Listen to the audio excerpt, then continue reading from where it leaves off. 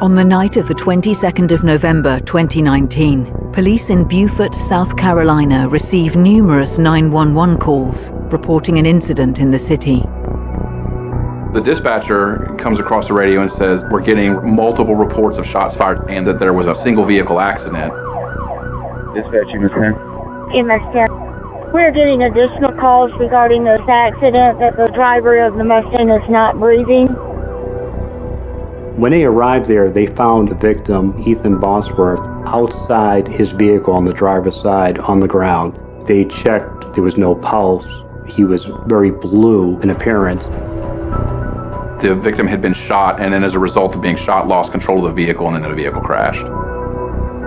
The victim, 20-year-old Ethan Bosworth, is rushed to Beaufort Memorial Hospital by ambulance, where he undergoes emergency surgery for his injuries.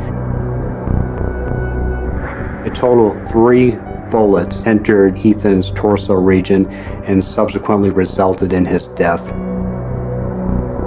Witnesses had seen these 3 kids in hooded sweatshirts running away afterwards.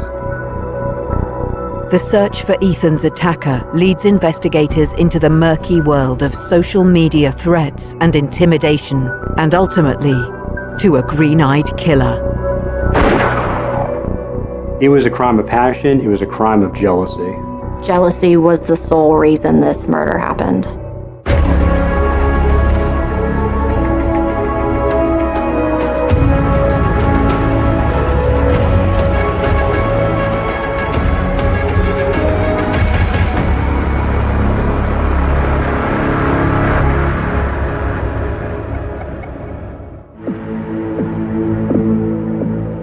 Beaufort County, South Carolina, attracts a wide variety of residents and visitors to the area.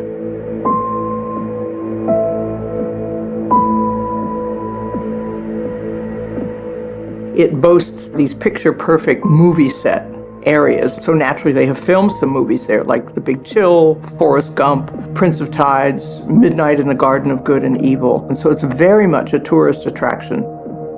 It's where people come for vacation, but at the same time, it's still a small town. You go to the grocery store and you run into people you know. There's lots of families that are from Beaufort, stretching way back. You have a lot of military people like myself. Parris Island is in Beaufort County. That's the depot where they train the United States Marine Corps. And a lot of times people who get out of the military will settle here in Beaufort. You have retirees that move here because the weather is ideal. They like living here because the climate is just absolutely magnificent. On the night of the 22nd of November 2019, officers from Beaufort Police Department receive a 911 call to report a car that has crashed into a tree. The 911 calls start at 10:19 p.m. and they start as a car accident. 911, where's your emergency? There's a car accident. They hit the tree 2 houses down from 2714 Wardell Road. Simultaneously, though, they are getting shots fired calls in the area. 911, where's your emergency? It was just gunshots from Wardell Road. The car stopped, the Mustang stopped, the shots were fired, and they left. My son heard the gunshot, and there's another guy on the corner of the road. He heard the gunshot, and don't know if there's anybody down the road there that's been shot or not. When the call came out, I was on Boundary Street, which is like one of the main roads through town. The dispatcher came across the radio and said that there was a call of shots fired on Waddell Road. Any calls for shots being fired in this area? There is a Mustang that hit a tree or a fence or something and is unconscious. Stand by for scene. EMS 24 on route MVA. This resulted in a rapid response by multiple City of Beaufort officers to descend on the area to first render aid to the victim and also try to determine what was occurring. I already knew at that time that the vehicle crashing was going to be related to the shooting and that it was either going to be somebody seriously injured or dead. I immediately, threw on the lights and siren and headed to that location. Officers arrive at the scene to find a black Ford Mustang sports car smashed against a broken tree, and the driver in a seriously injured condition. On the road where this happened is Port Royal's jurisdiction, and then immediately after it turned to ours, so we had Port Royal Police and Beaufort County deputies there as well. The first responders that arrived on scene tried their very best to render medical aid to the victim. They began with CPR, retrieved an AED from their vehicle, and while they were retrieving the AED, that's when the ambulance arrived and was able to take him to the Beaufort Memorial Hospital. The victim was identified as Ethan Bosworth.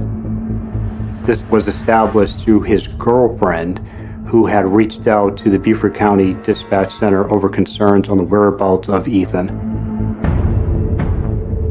Investigators move quickly to tape off and protect the crime scene for forensic examination.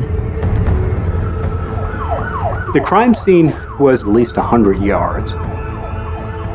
As I walked down the street, I wasn't seeing any evidence such as a suspect dropping a wallet, dropping any personal property. I didn't see any firearms that had been thrown. I get to the crime scene and there's already 1 or 2 patrol officers there. It's the middle of the night, it's dark. The whole area is swarming with emergency services personnel and you're trying to get information. So everybody that you talk to may have a little piece here and there, and then it's taking all those pieces and putting them together. It's a lot of moving parts at one time. The absence of a shell casing at the scene leads police to form an early theory about the murder weapon used in the crime. Shell casings are just like a fingerprint.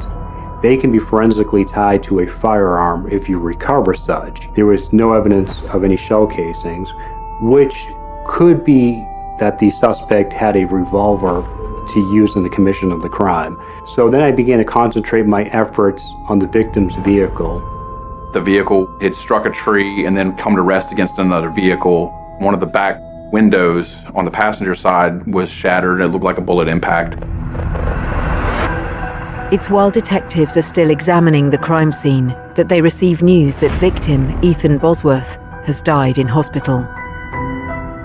Ethan Bosworth died not long later, shortly before midnight that night at the hospital. The cause of death was the result of bullet wounds. There were a total of 3 bullets that had entered Ethan's torso region and subsequently resulted in his death. Ethan's death is now classified as a homicide, and a murder investigation is launched by Beaufort Police Department. There were 3 individuals that were near the victim at the time of the incident. Based upon what was being communicated to the dispatch center, the victim had pulled off to the side of the road and was interacting with 3 males. One of them produced a gun and fired, and then all 3 of them ran off. The victim's vehicle then accelerated away, lost control, and crashed. But there was very limited descriptions of these suspects. It was just more or less described as silhouettes. The best witnesses that we had were between 2 and 3 blocks away. So, they were able to look down and see, figures, but they couldn't see details or faces or anything like that. So we understood at the time that the forensics was very critical. I noticed on the exterior of the vehicle there was a great deal of condensation that was building up, and I felt it was appropriate that this vehicle be towed to a secure environment such as the City of Beaufort Police Department in order for us to process the vehicle in a contained environment. Investigators now speak to Ethan's girlfriend, who was the last person to see him alive on the night he was murdered. She actually was the one who made a 911 call to the police because when she woke up from a nap that night, Ethan was not there. Prior to Ethan leaving, he was on Snapchat with somebody that he was messaging. And she remembers that his emoji had a blue bandana on him. It now appears that Ethan had planned to go and meet the person behind the blue bandana emoji. Ethan told her, "I have to run out, but if I don't come back, something bad has happened and you need to call the police." The day he was murdered, he called me and he did seem nervous, like something was going on. A cell phone was located on the driver's seat of the vehicle. We were fortunate enough that The girlfriend knew the passcode to the cell phone. It enabled us to unlock the cell phone and see immediately that there was Snapchat messaging from an individual identified as Cam. 17-year-old Cameron Kim lived in nearby Ladies Island and had attended the same high school as Ethan Bosworth. This person was a very bad person, and Ethan knew that. The other thing about Ethan was he just didn't have that thing in his head that stopped him from going. He was the kid that was just going to go. Cameron believed that Ethan was having a relationship with his girlfriend. The victim had apparently dated a girl that dated Cameron Kim, and he was very upset about that, very jealous, kind of enraged by that. Whatever the meeting Ethan was having with Cameron that night, there was evidence to suggest he was scared, concerned so much that he told his girlfriend he was expressing an interest in purchasing a firearm. When she questioned Ethan of why he was trying to purchase a firearm, he said that he has enemies here in Beaufort and he didn't have any with him. Before social media, you might have had high school kids arguing in the hallway or passing nasty notes in class or even having a fight after school. Nowadays, social media outlets like Snapchat allow people at a distance to diss each other, to friend each other, to fight, to argue, or to come up with conclusions about loyalties, friendship, and jealousies that may be misplaced, that maybe in person you could work out.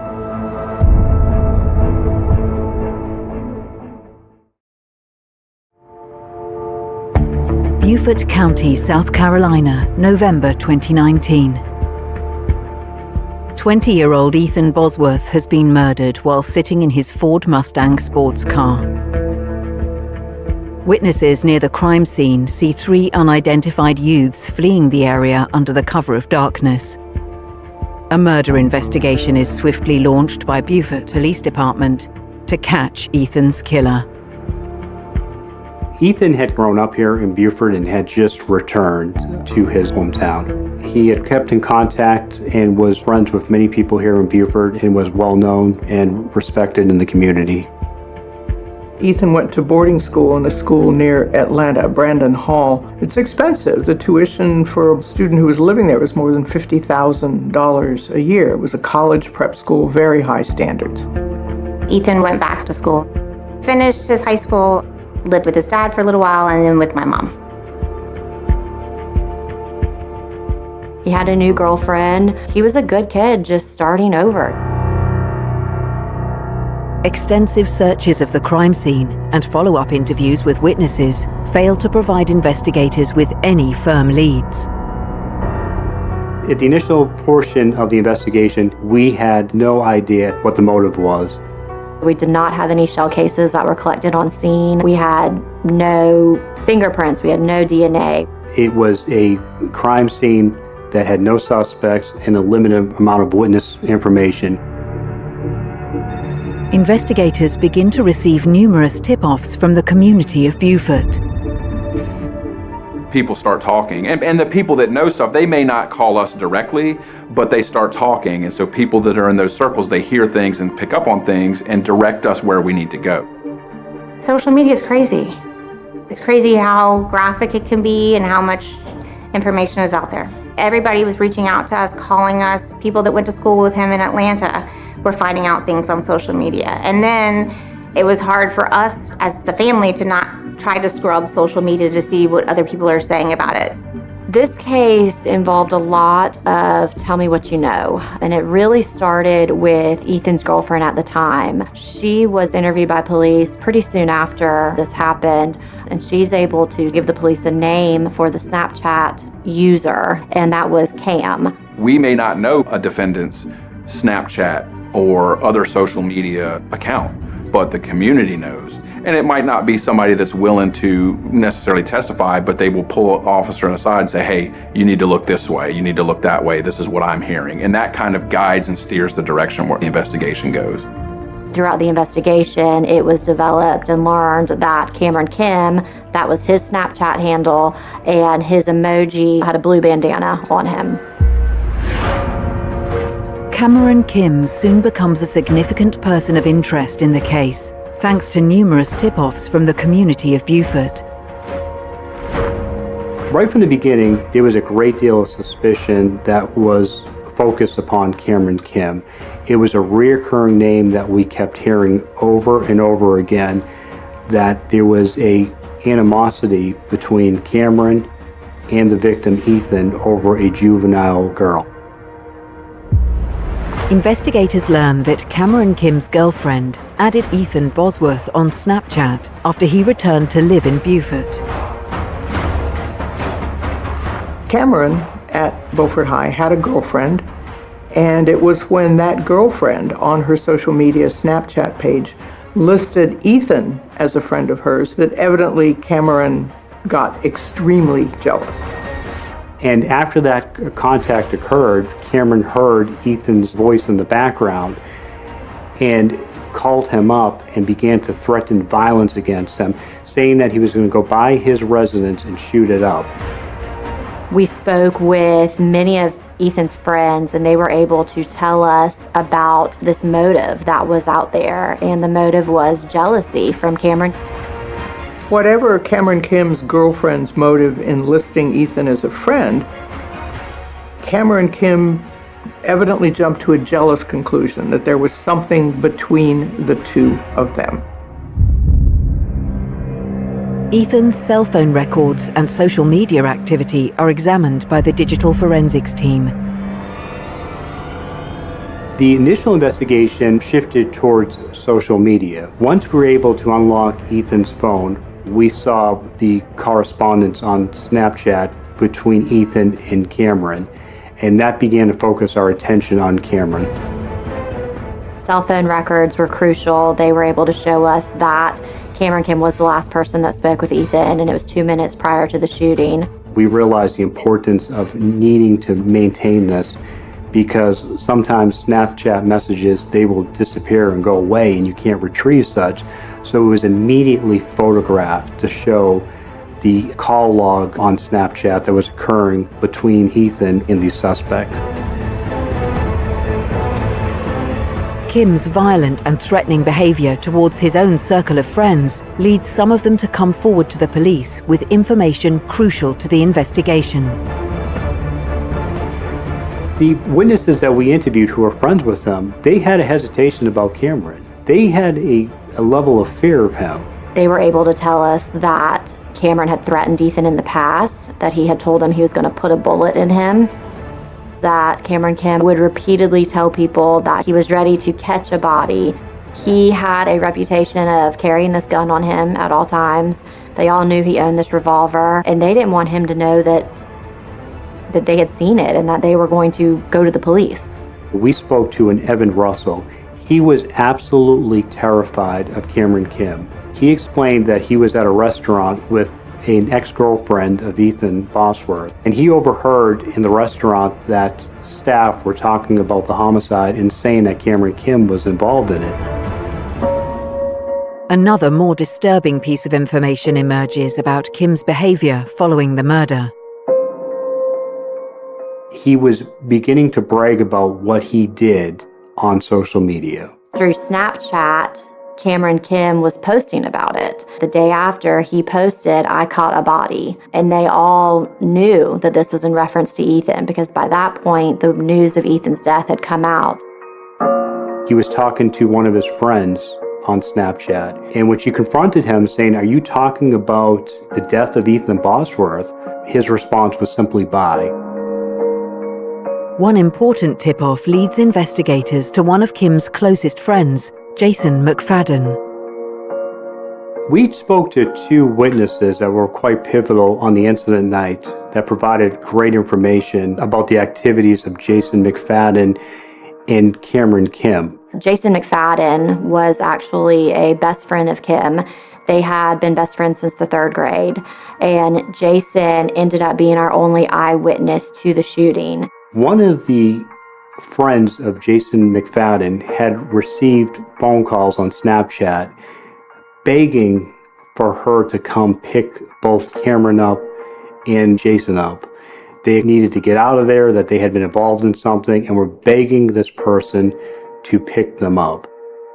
Based upon the information that we were receiving that McFadden and Cameron Kim were trying to get out of the area, we had an opportunity to interview Jason McFadden at his residence. Jason McFadden was interviewed by the police and ultimately did give the police a video recorded statement and said what happened that night. He explained to us that he was at a party down the street, that they had been drinking, and denied that anybody was involved in the homicide of Ethan. When he was pressed further and questioned, he seemed like he wanted to get something off his chest. And I looked at him and I said, "Jason, did you shoot Ethan?" And he said he did not. And then I moved to transition into my next question: did you see who shot Ethan? And he told me he did. What did you witness, Jason? I was walking home when that happened, and I heard the shots, and I turned around and I saw the car drive off past me, and I just started running. Who did you see doing the shots? This is important, Jason. 253 South Church. What kind of gun did he have? 32 revolver. A what? 32 revolver. 32 revolver. What happened to that revolver? I don't know. I just started running when I heard the shots. He identified that the shooter was Cameron Kim, that he had used a 32 revolver, that when they were walking westbound together after leaving the house party, he saw the victim pull up. Ethan Bosworth was driving his prize Mustang, that black Mustang, and pulled up alongside Cameron Kim, who shot him 3 times through the passenger window. Jason McFadden heard several gunshots, looked back, saw Cameron reaching into the passenger side of the vehicle, pulling his arm out, and Ethan's vehicle crashing out of control. Ethan lost control of the car. It rolled and it smashed into a tree, which fell down on another car. Jason McFadden said he fled the area, ran back to his residence, and later that night, Cameron Kim would show up at his house. He no longer had the gun with him, but Jason McFadden told us that he was troubled by the fact that Cameron Kim expressed being very happy by this homicide, that he felt good that he finally killed someone. Armed with the testimony from McFadden, investigators now move to arrest Cameron Kim for the murder of Ethan Bosworth.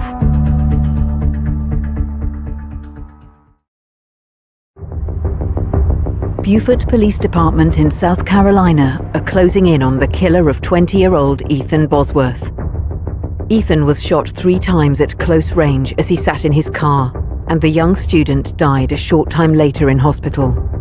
Investigators now believe 17-year-old Cameron Kim was responsible after receiving a video testimony from Kim's friend Jason McFadden accusing him of the murder. This is important, Jason. 253 South Church. After we hear the information from McFadden, we knew we had enough to arrest Cameron on probable cause for murder. Once you know that it's him and you have the evidence and you've got everything pieced together, you go to a judge for the arrest warrant. Cameron Kim was arrested almost 2 weeks, 13 days after the murder of Ethan. The night prior, he was arrested for a minor criminal offense in an adjacent jurisdiction. I jump inside my patrol vehicle and we rush and descend on the Beaufort Detention Center because he was getting out that morning on the minor offense. And as Cameron Kim is walking out of the detention center, all Beaufort City's officers come upon him and arrest him for the murder of Ethan Bosworth. Having secured their prime suspect, police bring Cameron Kim in for questioning around his involvement in the murder of Ethan Bosworth. He was brought to the City of Beaufort Police Department because we wanted to interview him. We wanted to get statements from him, and he agreed to an interview with law enforcement. You're being charged for the murder against victim Ethan Bosworth. Okay. So what do you have to say about that? I didn't kill that boy. I know I'm getting accused, and I know it's the same thing. I killed that boy. Then why I get text messages of that every day. People send me death threats. They don't kill me. I didn't kill that boy. I knew it was going to be a tough interview with him. I did not feel as if he had any remorse for what he did. Jason McFadden had said that he was bragging about it. He was happy about it. So when both Master Sergeant Rayleigh and I went into the interview room, we approached it as, you did this. Why did you do this? You're not going to convince us that you didn't do it. We're trying to figure out why. Are you a serial killer? Or was it because Ethan was making advances to your girl? What was it? We're just simply trying to get into your mind and just find out the reason why. Didn't do it. But we know you did. Wait, how do you know I did? People have rolled on you? People who? They rolled on you. That he say, she say, I want DNA, I want the gun, I want my fingerprints, I want all that. I didn't not kill that boy. We have your cell phone, we have other people's cell phones. I know y'all have my cell phone. I handed it to y'all yesterday. So you should know that puts you right there, right? You know cell phones are tracked, right? Yeah. Okay. So that means it puts you at the scene of the crime. Okay? He didn't want to talk about the gang that he formed. I had asked him directly, tell me about this gang you're forming. Now, have you been trying to form a gang here in Beaufort? No. No? You don't aspire to form a gang? No, if you're talking about that YJB, that's a little group, me and my two other friends have. What can do who are your two other friends? Jason and Matt. He described it as a group called the Young Jack Boys. We just hang out. We do drugs. What does this group consist of? What does this group do? We don't do anything. We just sit and drink, smoke weed, and we chill. He was asked about a firearm at this party. Did you have a gun with you that night? No. You weren't taking pictures, flashing a gun? No. And posting it all over social media? Not me. I didn't have anything.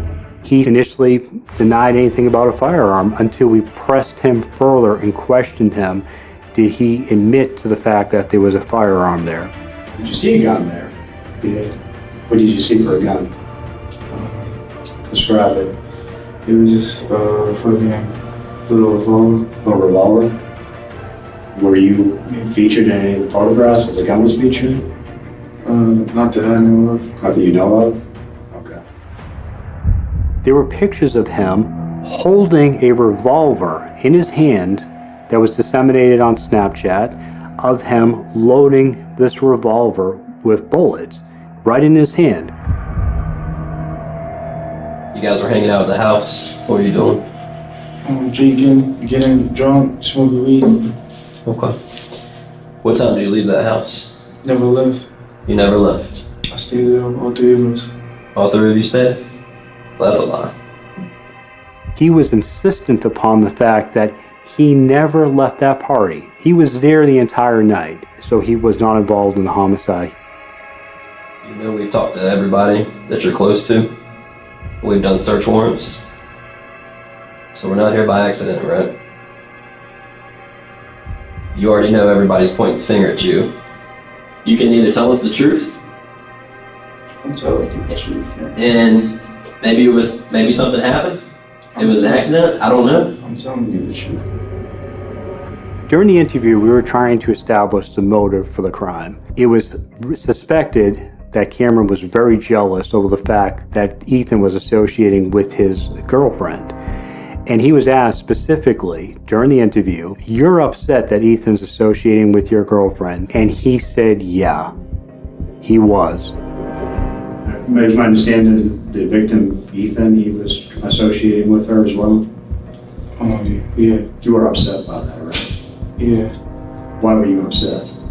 I was just tripping, I was drunk.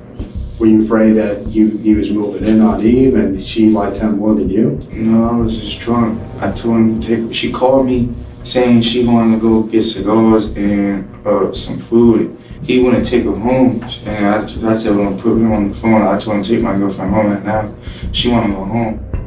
There was proof that there was an association. They were, in fact, hanging out.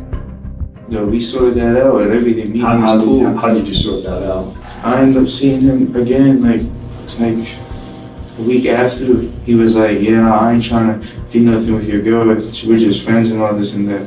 And I think for like sister, I said, Lord, I got you, bro. And I definitely, it was cool. I swear to God, it was cool. So that didn't upset you? They were trying to move in on your girl? He wasn't. He had a girlfriend. I was just tripping. I was drunk. Ethan was staying at my mom's house in Buford for a little while, and I know Cameron came over to my mom's house and was violent with Ethan once on one occasion, yelling at him, and Ethan was worried about it. At that point in time, we felt very confident that he was indeed jealous and angry and bitter that his girlfriend was associating with Ethan. Kim becomes increasingly frustrated by the questions put to him by the investigators and demands to see an attorney. I want an attorney. You want a lawyer? Okay. Alright, well, we're gonna fill out some paperwork and we'll get you over to the jail. Cameron Kim is charged with the murder of Ethan Bosworth and placed in custody pending a court date. Investigators must now prepare a solid case against Kim to ensure a successful outcome at trial.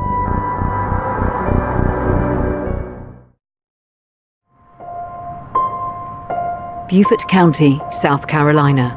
17-year-old Cameron Kim has been arrested and charged with the murder of 20-year-old Ethan Bosworth, who was shot dead in November 2019. The prosecution must now build their case and convince a jury beyond reasonable doubt that Kim murdered Ethan out of jealousy. Prepping from a murder trial starts when I get the warrant. We have our own team of investigators through our solicitor's office, and we are in constant talks with the Beaufort City Police Department. And as soon as the warrant comes in, we go and meet in person with the investigator who made the arrest. We meet with as many witnesses as we can. We go and view the evidence once it's all available to be viewed. Despite numerous testimonies from witnesses and evidence taken from social media accounts, the outcome of the case is still far from certain. Due to this being a low country region of low-lying areas, there's a great deal of waterways. We never located the gun. We searched the region by foot. We even utilized the dive team to search a waterway, and we never recovered the firearm. Witnesses who initially spoke to investigators now seem to be too afraid to testify in court. I think that they were scared. They do not want to talk to me. They do not want to talk to the police, and more so, they do not want to get on the witness stand and testify. So that was a major issue that we had to face. It appears that Kim still has a controlling hold over the people in his life, even from behind bars. You have the ability to make phone calls from the detention center. When I began listening to those jail calls, I would hear him talking to his girlfriend. And Cameron Kim was always questioning where she was, who she was with, and if there was the slightest noise in the background, he would interrogate her over the phone, saying, is that somebody in the background? Is that another guy over your house? We had a jail phone call where he's talking to his girlfriend about how Jason was a snitch and they needed to get Jason because Jason had snitched. He didn't say Jason was a liar. He didn't say anything like that. But in our world, a snitch is somebody who goes to the police and tells them the truth. I don't think the girlfriend ever realized the degree of possessiveness he had over her. He wanted to monitor her entire life. He did not want her to have any degree of freedom. He wanted complete control and possession of her. But one story from Kim's childhood provides a chilling insight into his troubled mind. When Cameron Kim was arrested, his second grade teacher reached out to me and told me a very chilling story. When Cameron was in the second grade, he had a propensity to stab other children with pencils and scissors. And as a result of the actions of Cameron, he had to be moved to a different classroom with fourth graders in it by this teacher who was very strict. And he told his class, we're getting a second grader in our class. And he explained to me, the second grader said, oh no, not Cameron. And he said, yes. The children in this classroom were actually scared to have Cameron come there to his class. The case finally goes to trial in Beaufort County Courthouse in October 2021. It was very traumatic. Nothing explains somebody killing your son. But I wanted to know everything that happened that night. Even if I had to see it and it was uncomfortable, that's how I processed it to get through. I was able to get Jason McFadden on the stand. He was reluctant. He didn't want to do it. I was able to show the jury the pre-recorded video interview of him where he did tell the police that they were together at a party, that Kim had his revolver, and he saw Cameron Kim's arm go through Ethan Bosworth's driver's side window. He heard the gunshots, and then Cameron Kim took off running. The evidence and motivation all revolved around jealousy and rage. It was the fact that Ethan Bosworth was associating with Cameron Kim's girlfriend. He did not like this. He expressed his displeasure for it, and that was the motivation. The whole trial, you're worried, you're sitting there in the courtroom, wringing your hands and looking at the jury, and are they going to convict him, and what are they thinking right now? I was able to give them all the evidence I had, all the testimony I wanted them to hear, all the exhibits I wanted them to see. At that point, you just hope and pray that they see the truth that I had seen this whole time, and that they too see it and find him guilty. With the witnesses that were at the scene, with the witnesses who were there with him when this incident occurred and told us what happened, and then the digital evidence, it all just wrapped it up in a really tight bow to let us know, yes, this is the person who did this. The jury retire to deliberate their verdict.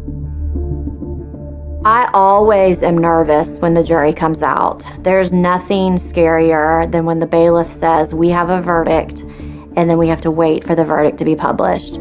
Because at the end of the day, you never know what 12 people are going to do. Cameron Kim was convicted of murder and sentenced to 45 years in prison. When the verdict is read, I can hear Ethan's family behind me. I can hear his mother, I can hear his father, his stepfather, and his sister, and his grandmother. They're all there. All the pews are filled with his friends. And the sigh of relief that they feel, it's like no other. I wanted justice for my son. And Cameron going to jail for 45 years does not bring Ethan back. We all know that. But at least his younger sister, Eliza J., she doesn't have to worry about him for 45 years. Justice was served. He got a sentence of 45 years in the Department of Corrections, but it will be very scary, in my opinion, when he's released.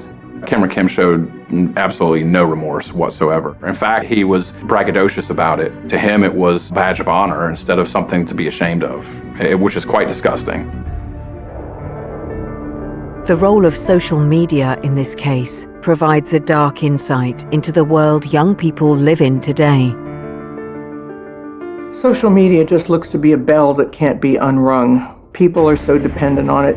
Kids use it in lieu of talking face to face, which is unfortunate because I think a lot of questions and problems can be ironed out face to face, reading people's emotions in person that look very different on social media. Social media was extremely important in solving this case because it established that nexus between the victim and Cameron Kim. But some of the imagery that appeared on the social media was quite disturbing. We uncovered the digital evidence of him, on social media, like not long before this murder, with the actual murder weapon, and it's a revolver. You don't see a lot of revolvers involved in crimes like this. On one of the videos on Snapchat that we were able to recover when we did a search warrant on the accounts associated with Cameron Kim and Jason McFadden is a video of Cameron Kim inside a vehicle, and he removes very quickly his hand and he's holding a black revolver in his hand. It's pointed right at the camera. And that was very chilling to me when I saw that video, because At that point in time, I felt very confident that was the weapon that was used to kill Ethan. That was the last thing Ethan probably saw, was the barrel of that gun.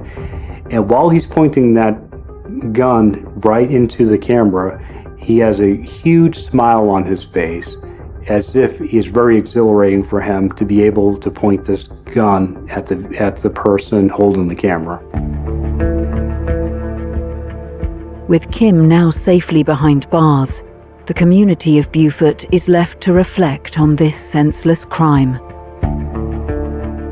Scientists have found that the human brain isn't fully formed in terms of its rationality and logic until you're in your early to mid-20s, maybe 24, 25. And so we look at teenagers and 20-somethings as on the verge of adulthood, but some of that brain chemistry hasn't caught up. And I think that that may be where a lot of this reaction to jealousy comes from. Cameron Kim lived with his mother and stepdad. He had been in Beaufort since at least 3rd grade, but I don't know if anything bad that would have happened to him that could have led to this. Cameron Kim had this ability to be very unsettling with people. Everyone you talked to wasn't surprised he was a suspect. Everybody believed very strongly he was behind this homicide. I do think justice was served. I wish Cameron wasn't going to ever get out of jail. This kid was on the wrong path and he did something horrific. I would like to believe he could be rehabilitated in 45 years. I don't know. I feel sorry for him and his family. It's not just Ethan that was lost. Ethan's family and friends remember the positive effect he had on everyone he met. We love talking about Ethan.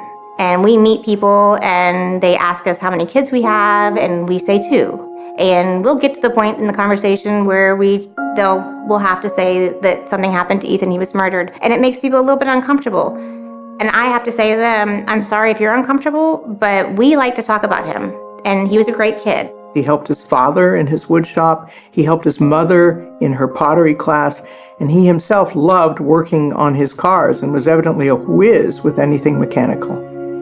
His first car was an old white Ford pickup truck that I bought him, and he used to take the car apart. He was good with his hands, he was creative. After he passed away, this woman found my Facebook page and private messaged me, and she was a greeter at Walmart in Beaufort. And she said that Ethan would come in and he made her feel special, and he always made a point to talk to her, and she felt seen by him. And that's priceless. That's who Ethan was. So, yeah.